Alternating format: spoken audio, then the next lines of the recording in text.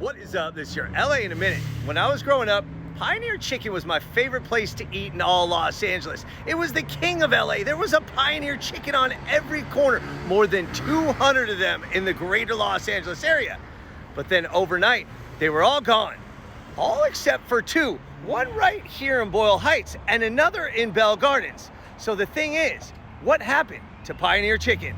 Let's get into it. In the late 1950s, H.R. Rick Kaufman worked at Hollywood Ranch Market on the corner of Fountain and Vine, where he learned the ins and outs of the barbecue chicken counter. But he was fired for supposedly giving away free food to his father, so he vowed one day to be back with his own chicken place. He saved up enough funds to open his own chicken place, Pioneer Takeout, right across the street from Pioneer Market on the corner of Sunset and Echo Park Boulevard. And he had a secret to his chicken. It was a wet batter, deep fried until crisp. It came out orange, almost tempura-like in its coating, and you could hear that crunch from across the room.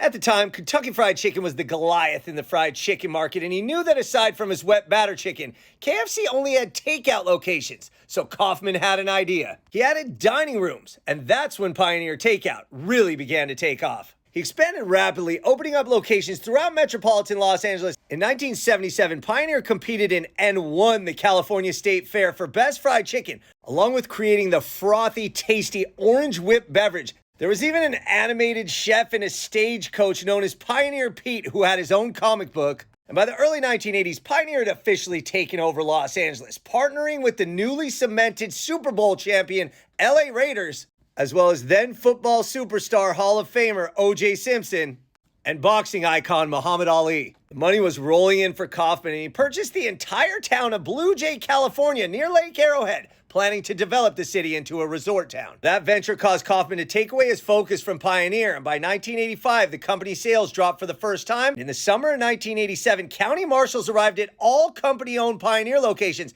and ordered them to close the cash register. Turns out that Pioneer was not paying invoices, and the IRS took legal steps to collect overdue taxes. By 1993, Popeye's Chicken and Biscuits owner AFC Enterprises purchased what remained of the franchise and converted most of the locations to Popeyes. Luckily though, two stores still remain using the original recipe, Bell Gardens and Boyle Heights. Here's the thing about Pioneer's Chicken. It really is the best in LA. In the era of Nashville, hot, spicy chicken, all these fried chicken places, really comes back to LA's original fried chicken. Listen to this crunch. Pioneer Chicken is still around and it's still incredible, but sadly, only two remain. But the thing is, it still is LA's original fried chicken, and at least now you know what happened to Pioneer Chicken. All right, LA.